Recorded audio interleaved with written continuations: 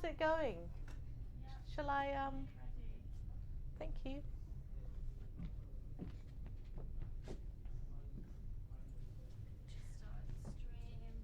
Yeah, I won't call you guys up until I finish my talk, so that'll be a while. Yeah.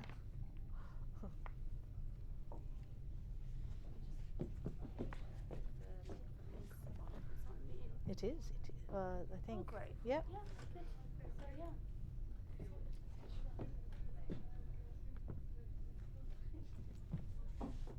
All right. So, hello everyone. My name is Yuriko Otomo, and as director of the Global Research Network, I'm here to welcome you to our formal launch here at the Royal Society of Arts. Thank you to those who've travelled from all the way to London from across England, and to those of you who are participating remotely on our live stream.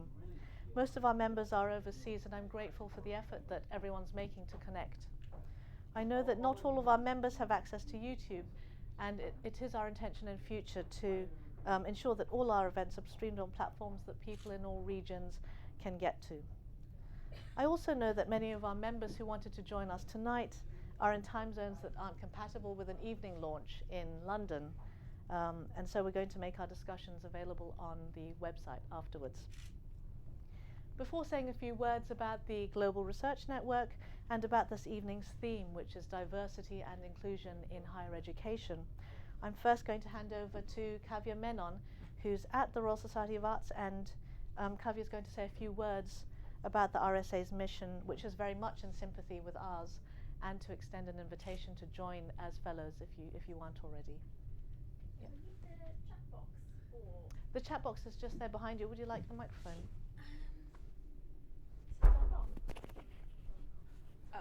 Okay. Right. So good evening to everyone here and those that can hear me over this microphone. My name's Kavya, and I work here at the RSA in the fellowship team. When Yuriko asked me to introduce this night's event and to talk to you a little bit about what it is that we do and what the organisation does, I thought that it was quite interesting because the purpose of the Global Research Network and how it's being founded and its launch has a lot of parallels with how the RSA was founded about 260 something years ago. The society was founded by a group of about 13 people in a coffee house called Rothmel's, which was on Henrietta Street.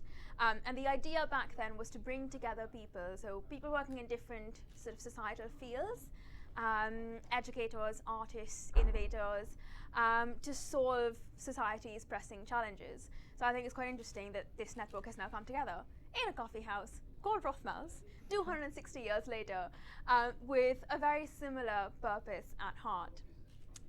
So the way the RSA has done things and what we focus on has, of course, changed over the years. But our ethos has very much stayed the same, and I do see a lot of parallels between what the Global Research Network is attempting to do and what the RSA has been doing for about 2 centuries now, which is to unite people and ideas to solve pressing challenges of our time. And we do this in a variety of different ways. We have a research center that does cutting-edge research and policy work, and we do this in 3 areas of economy, education, and public services. We have a brilliant public events platform, and that's completely free, where we bring in speakers and thinkers and authors from across the globe.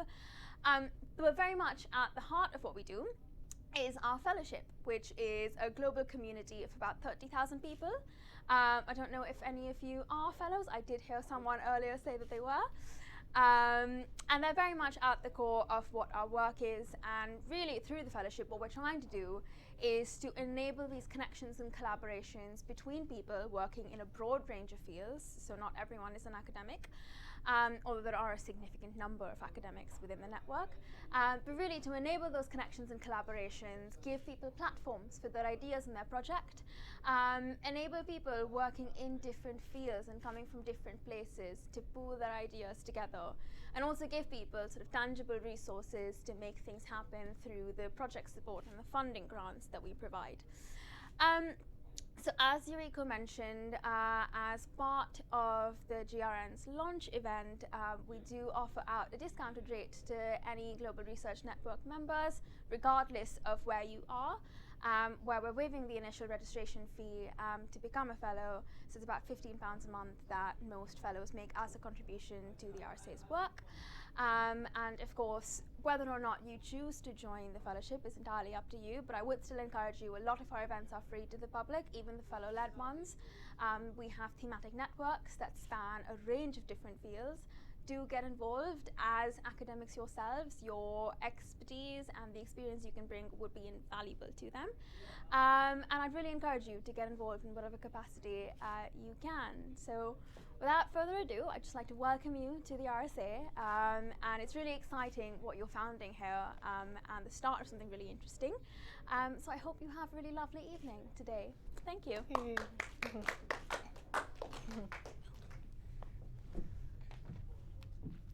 So we hear a lot about diversity and inclusion, but what does it mean to have this in practice within an organization and within a community?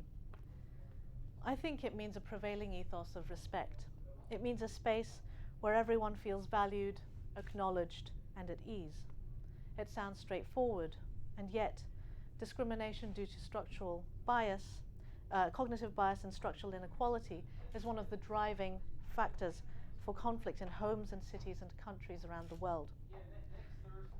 People can be discriminated against because of their age, their sex, their gender, carer status, their race, ethnicity, nationality, residency status, disability, appearance, gender, religious belief, marital status, maternity, pregnancy, socioeconomic status, and health.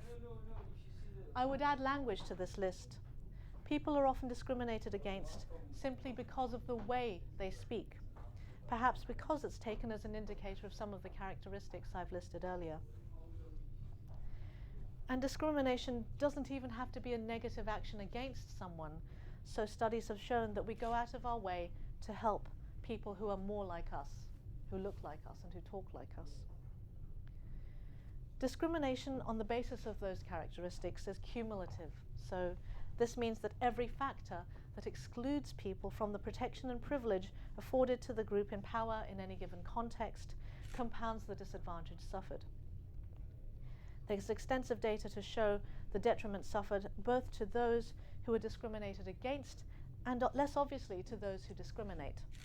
To take an example, a 2016 report by the University and College Union found that 90% of black and minority ethnic academics surveyed in the UK reported that they had faced barriers to promotion. 79% of respondents reported that they had often or sometimes felt excluded from decision making, and 86% said they were often or sometimes subject to cultural insensitivity. Black and minority ethnic academics continue to be concentrated in lower grades within the profession, making up 13% of non-professional professorial academic posts, yet only 7% of professorial roles. A recent report by the Equality Challenge unit found that there are just 20 UK-born black and minority ethnic deputy or pro-vice chancellors, compared with 530 white ones. So the result is the perpetuation of one-sided decision and policy making, which results in an attainment gap of both staff and students in higher education and higher rates of attrition. The UK's National Union of Students found in 2011 that when black and minority ethnic students were asked why they were less likely to be satisfied with their university experience and less likely to get a first or upper second than students of equivalent capacity, the respondents repeatedly cited feelings of discomfort, isolation, and a sense of not belonging. These sorry statistics emerge out of studies that are focused solely on race, merely one of the commonly identified characteristics I mentioned earlier. As the world becomes increasingly globalized, with exponentially rising numbers migrating for work and for study, with wealthier countries relying on this migration to support a growing slice of their national economies. It's vital that we create communities that are intelligent enough and kind enough to embrace difference. As the world becomes increasingly fractured under the strain of global environmental and social and economic and environmental crises, it's vital that we create communities that are innovative and collaborative, capable of thinking for the whole rather than for the part. As the world becomes transformed by the information age, it's vital that we create communities that do not reproduce the same parochial networks that have done so much damage to others. We hear a lot about the importance of diversity and inclusion, but much of this is lip service or focused on changing institutional processes and policies. While the latter is no doubt necessary, the prevention of discrimination can only go so far. What we need is deeper and more meaningful transformation at the personal level, to turn our biases inside out and to expand our idea of how people like us look and sound, to advocate for those around us who would otherwise be excluded. What we need is more proportionate representation, a stronger focus on empathy in decision-making, and visible cultures of celebrating difference. The Royal Society of Arts is strongly committed to this, and I'm delighted that they are hosting our launch. It's very meaningful for me. The GRN is the only organization of its kind in that it is focused on doctoral students and early career researchers. It's a meeting place for faculty, for researchers and doctoral students interested in new thinking about the biggest problems facing us today. Members come from a truly diverse range of backgrounds and higher education institutions, from Kolkata to Edinburgh, to Brussels to Beijing. And here's a geomap of where some of our first members are located. Our common goal is that of collaboration and to move from simply tolerating, to celebrating difference. We are seeking to support one another in a vocation that can be intensely challenging and lonely. The GRN provides a new kind of interdisciplinary space. It's almost entirely online. It supports members through practical editorial support. Members are reaching out across national and institutional borders to share their experiences in life, in study, and practice. Monthly writing group meetings encourage members to develop trust and friendships by helping one another out with their publications. Our members are also connecting through webinars and think tank meetings and coffee house meetups. While the main working language is currently English, we are working to develop the platform so that it can accommodate communication in other languages. We have a first artist in residence, Olga Koroleva, who's collaborating with some of our members, and we'll soon be announcing a resident mindfulness teacher, our online resident mindfulness teacher, who's going to be showing us how to deal with loneliness and stress and to nurture openness in higher education. So our new platform is now live. Please check it out. It's on grn.global. And I'm going to hand over now to some of our wonderful members who have traveled down to London. They're going to say a few words about their own experiences in higher education and share their thoughts on difference and discrimination. We've got this running on live stream on YouTube, so if you do have any questions and you're watching this, please just type it into the comments box and I'll read them out at the end of the discussion. Would you like to come down? So Preeti Nagaveni here, who's chairing the panel, please take a seat, is a PhD law student in her third year, doing her doctorate at Lancaster University. She's researching practices of untouchability with case studies on manual scavenging and case-based discrimination in higher educational institutions in India. She received her LLM in Human Rights from the University of Reading and a BA LLB from the National Law School of India University in Bangalore. Amit Anand is a third-year PhD student at Lancaster as well. His PhD research focuses on honor killings, witch hunting, and the Devadasi system as being three major forms of violence against women in India. He also holds an LLM from the University of Reading here in the UK. And Ibukun Ayola Omisore is a researcher at the Center for Business Law and Practice at the University of Leeds. Her thesis is on the link between corporate governance and corporate social responsibility in West Africa, with a focus on multinational companies, and she's also a qualified advocate of the Supreme Court of Nigeria. Okay, thank you. I'm just going to pass you the microphone.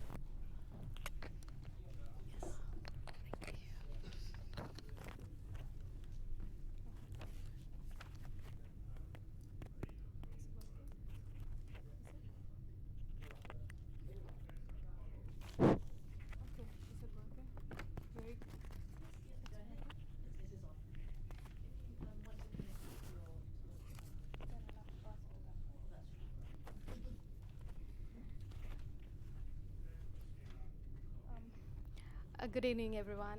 Thank you very much for joining us today for the launch of our Global Research Network.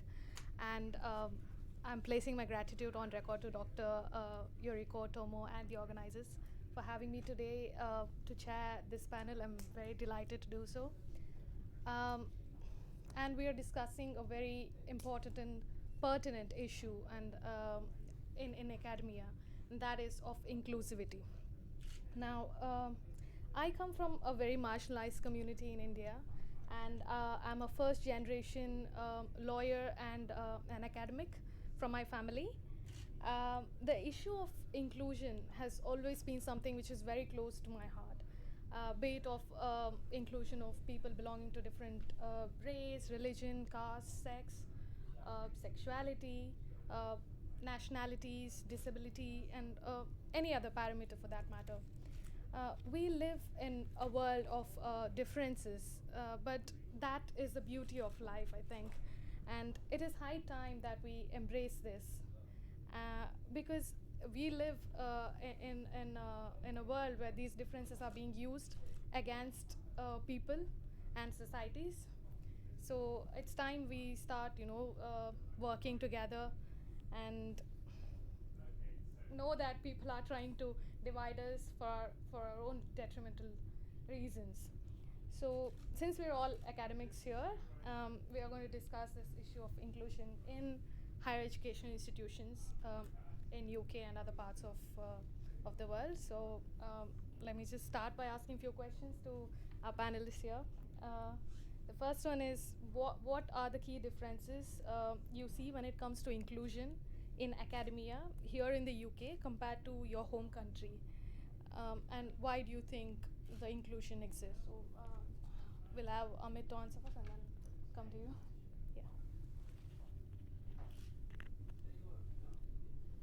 Yeah.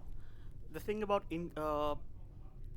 whether people are being included in higher education, be it in the UK or in India, from where I am.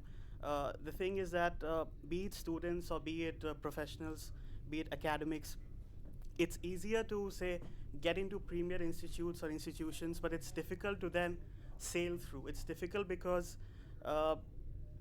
you don't have that same sort of support like the others when you enter into a big institution, and you're made to feel this kind of say that this sort of difference is always there, that you belong to a certain different section of society and there are others who are privileged and they could easily come through, but you have come through a lot of struggles. You might have taken scholarship, you might have entered into the institution through affirmative action like how it is in India. So you're always made to feel that you don't belong here, and this sense of isolation, this sense of loneliness is a huge factor when it comes to progressing in that academic space. So be it for students, something very simple as going from the first year to the second year, it's very difficult. As far as academics, the thing about promotion, and if you are you see people with the same sort of qualifications as you are being promoted and you are asked not to, and you are not invited to say talks, or you are asked to work extra hours, but your colleagues are not asked to do the same. So this kind of thing is it's very subtle. It's not very apparent, and that makes you question your own merit. Most of the times, you feel that maybe there is some sort of whether I am incompetent. It's that. Is it that because of that it is happening? Because nobody's going to come to you and straight away talk to your face and say that you're not going to be given this promotion, or you're not going to be cleared from this exam because you are this, you belong to a certain section of society. It's all very subtle, and we need to understand that this subtlety is very dangerous. And unless we talk about it openly, we have an open discussion, this is going to go on, and it makes difficult for you to it's actually something that makes you question your own sort of merit and your own sort of competence, and it's very difficult, and it does a lot of damage mentally, and it's very damaging in that sense. So yeah. Yeah. What about how it works in your country? I'm from Nigeria, and when it comes to inclusivity and diversity, is not so apparent because most of us are, of the same race basically. So we don't really have much foreigners in Nigeria in institution, but still there are still discriminations for women, especially if you're gonna get a job or even in academia, in terms of especially when you're having a child. Most people don't like employing women because they feel that, oh, you're gonna get pregnant, and then over time you're gonna get leave for 3-6 months, and then so that's gonna affect us making profit in the long run. So the issue is with women, mostly women. So women are usually like sidelined in terms of getting job opportunities, and I feel that like Amit said earlier, diversity is what makes everything more beautiful, because women are very good in terms of decision making. If you check research over time, when it comes to decision making, women are more meticulous, and they actually aid and help improve, like studies have shown. So the problem is, and being a black woman as well, it's kind of discouraging, especially when when you're doing your PhD, and then there's this pressure of saying when you're doing your PhD you're more intimidating to some extent, that so hopefully men will feel more intimidated, especially if you're a young girl. So there's so many issues of the the whole inclusivity in in the Nigerian sphere. So I think is one area that we need to talk about more often, especially for women, that women can actually achieve what they want to achieve, notwithstanding the color of their skin, or where they're from, basically. Just because it's like he said, it's subtle, but is really, is kind of glaring, even if no one says anything about it. So it's really, it's really important for this to be, more light should be shed upon this particular area of, inclusivity for women in Nigeria as a whole. Thank you. So Ebukun is speaking about gender, about women in universities. What kind of exclusion happens in Indian universities, and how do you compare it with the UK universities? So, like I said before, I think the parameters of exclusion, I think they are more or less similar, be it any university in any part of the world. So as far as the situation here in the UK is, I think we all must have come across reports wherein students or academics from black, Asian, minority ethnic communities are not being given the same sort of marks in they're not they're at a very lower pedestal when it comes to comparison with white students. So for students and for professionals as well, and they are not promoted as regularly as their white colleagues. As far as the situation in India is concerned, so like Preeti mentioned in the beginning, that there are certain sections of society which are which have been historically marginalized, and so when students from these sections of society, they enter into premier institutions, they are made to feel that they don't belong there. So they don't find people from their own community as lecturers or as professors, or even as vice chancellors, or in any other academic or administrative posts. So they feel that they don't belong, and this sense of and even the wider general student population, they don't they would make them feel that they don't belong to such an academic environment, and not mostly by their actions. They wouldn't go and talk to them, and they would form their own specific groups, and they would exclude these students. And just because they don't come from the same family backgrounds, or they are not economically well off, or they don't have that same social strata as them. So these are some of the reasons, especially in India. And I think most of it, I think, is applicable to other parts of the world as well. So like Ibukun said, when a young woman academic steps into a university, so she's made to feel that she doesn't belong only because of her gender, and people don't even look at how qualified she is, or how much of a qualification she has, whether she's more capable than the other academics in that university or not. So she's just written off on the sole reason that she's a woman. And if you are a woman of color, then there is this other added discrimination. So there's this double discrimination. First of all, you are a woman, and then you are a woman of color. So all of these factors, they surely come to play, and yeah, so that's how it is. Thank you. So this brings to my last question. So how do we make the institutions of higher learning, the universities, inclusive? What's the way forward? I think the first thing is to address the gender issue I mentioned earlier, and then the whole perception of, women are supposed to do the secondary things, and then the men should be in the forefront needs to change, and it should not be. It should be more pronounced, because I know so many people have made attempts to address it, but still, it's still an underlying factor, in most jurisdictions as we speak. So I feel that there should be more awareness about this, especially in academia, and even especially and companies as well, because most women just feel like once they just start having children, for example, they just feel like, okay, there's no how they could meet up with their fellow peers. So I think that the awareness should be there, that even if you're a woman, that's an added strength. It's not a weakness, because so women should be more respected and put in the positions that that they ought to be in the first place, especially in Nigeria, where I come from, where women are seen as supposed to be in the kitchen, or supposed to be in their husband's houses. Or if you're a woman and you have a PhD, for example, you're seen as a threat. Automatically you are seen as someone that's going to be bossy, and you won't even listen to anybody anymore, because of your degree, which shouldn't be, because I feel that having an extra degree or whatever is an added advantage to the society, and it's going to benefit the society as a whole, not just the female, not just the gender specific issue, but then even the overarching role. It benefits everyone if both both male and female are given the same opportunity to thrive. And in that sort of environment, there will be economic development, especially in developing countries. Because at the moment, one of the reasons why some sectors are still underdeveloped, because the women are sidelined. They don't have access to funds. They don't have access to the basic amenities that men have access to. So that's like a serious limitation. So there should be more awareness in those sections, and from there, then there'll be overall development that we're all looking for. Do you have any thoughts? Just something very little to add to. So especially with regard to institutions of higher learning.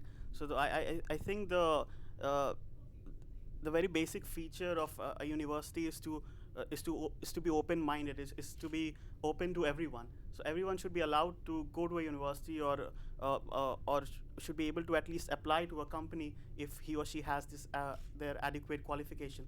So I think there shouldn't be any other parameter on which somebody should be judged. So if you have what it takes to get into a university, you should be allowed to. If you have what it takes to get into a company or a big corporation, you should be allowed to. So I think that's the very simple thing that all of us need to understand. And as far as inclusion and how to get to that is concerned, I think unless we talk about all the factors that prohibit all of us to get to that inclusivity, we need to talk about that openly.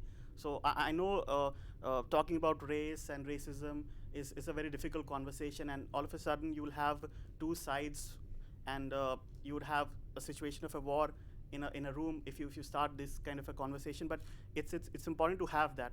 Unless you have two sides arguing very passionately, you won't have correct solutions to the problem. So unless we are ready to have that conversation as far as race or caste as it is in India is concerned, we are not going to have that openness that we all think that a university or a corporation or any professional body should have. So I think it's important to have this conversation, and then we take the next step from there. So yeah. Okay, so we're wrapping it up now. So yeah, any questions? I mean, in my own experience, I think the discriminations are subtle, as you said, Amit, but also quite blatant.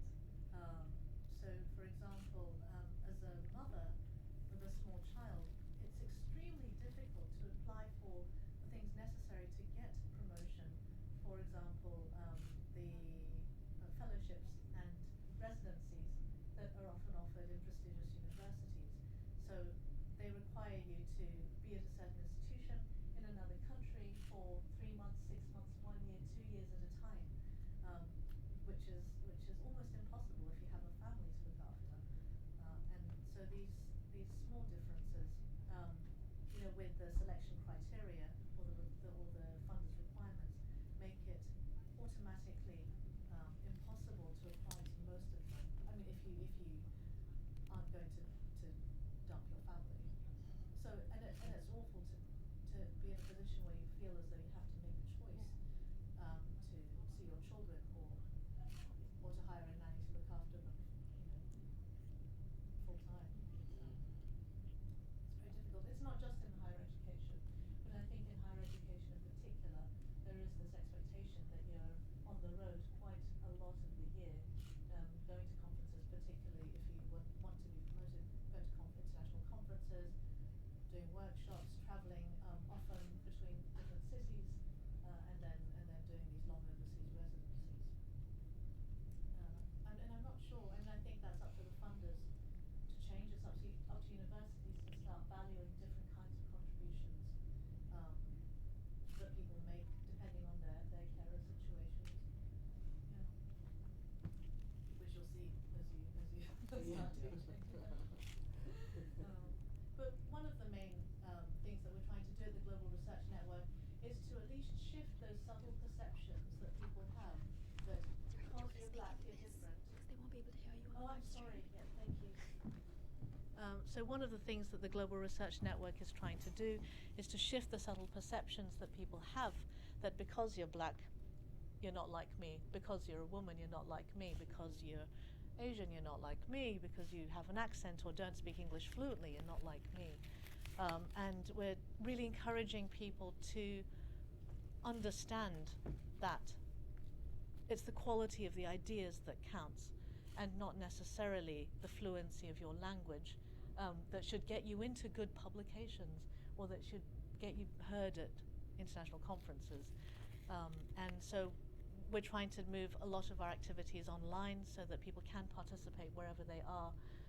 We do have trouble getting, with members in certain countries, getting access to Google or YouTube and so on. So we're trying to find out ways to work around that because it's so important with the new generation of intellectuals around the world. It's so important that they're not becoming enclosed in these nationalistic research programs, which are all well and good, but are not, as I said, looking at the whole. They are focused on the part. Yeah. I don't know if there are many more questions. I have a question about. So What? Okay, I have a question about non-Western mindsets.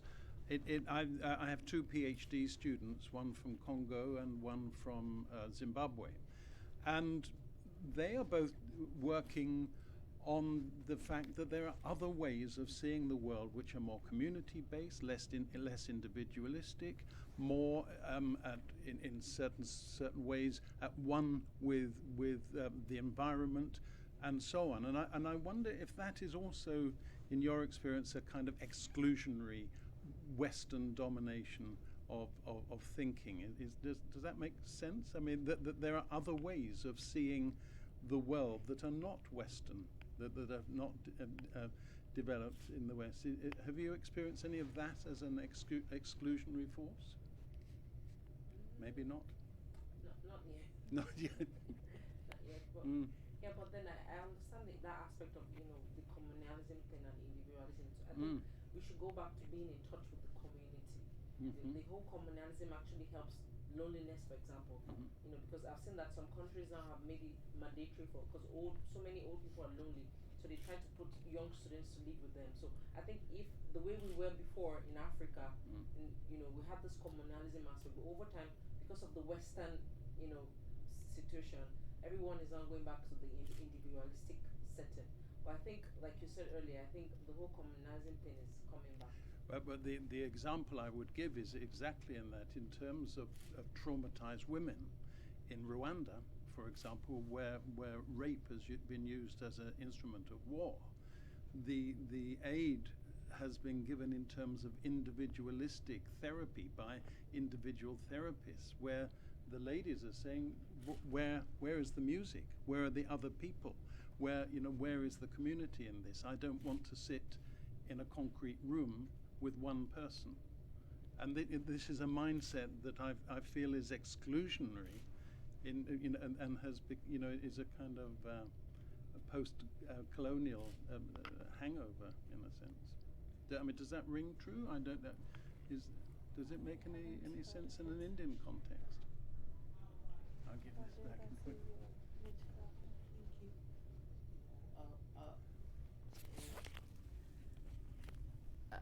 Actually, the way I see it is in relation to sensitive topics and how eager you are or how willing you are to talk about them, and or how easily can those be brushed off, because they are not those mainstream subjects that everyone talks about.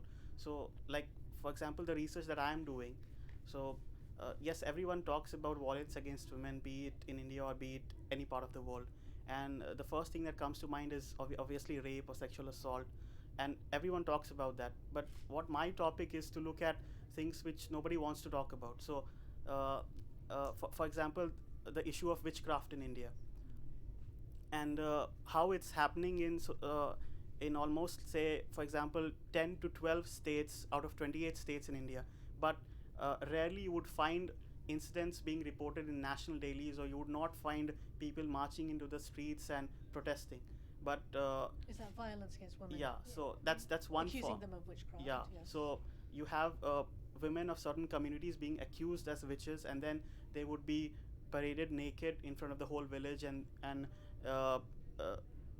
they would be stripped naked, they would be beaten, they would be ostracized, and all sorts of things. So, and but you would not find people talking about it. But in universities or in public spaces, you would have people coming out and saying that violence against women is bad.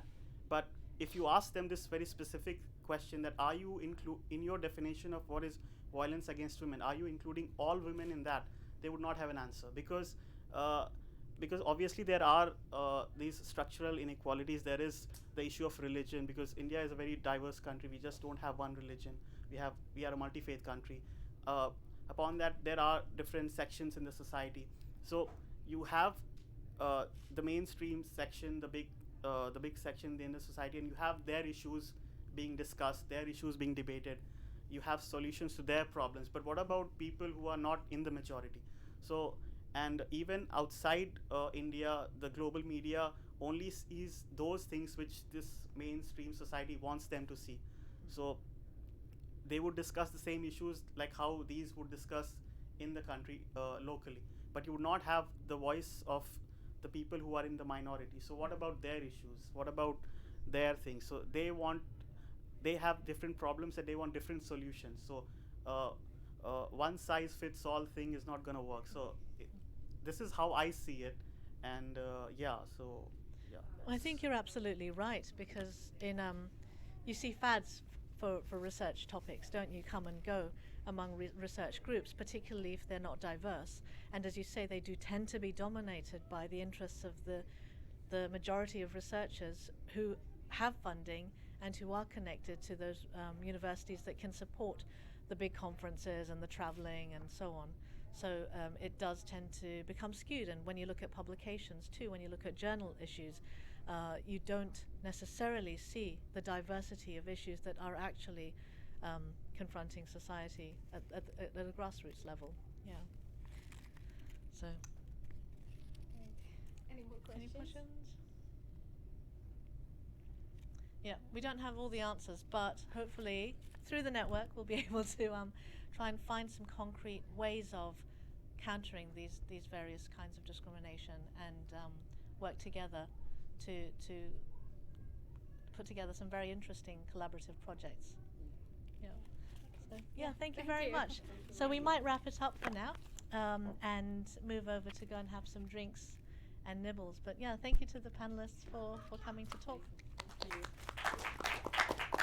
Oh, I forgot to say, in partnerships with the RSA's Innovative Education Network, I'm delighted to announce a working group on diversity and inclusion in higher education. So this is going to let our members work together with RSA fellows interested in reflecting on all the issues that we've been starting to raise here, and to explore some practical ways of enacting some change.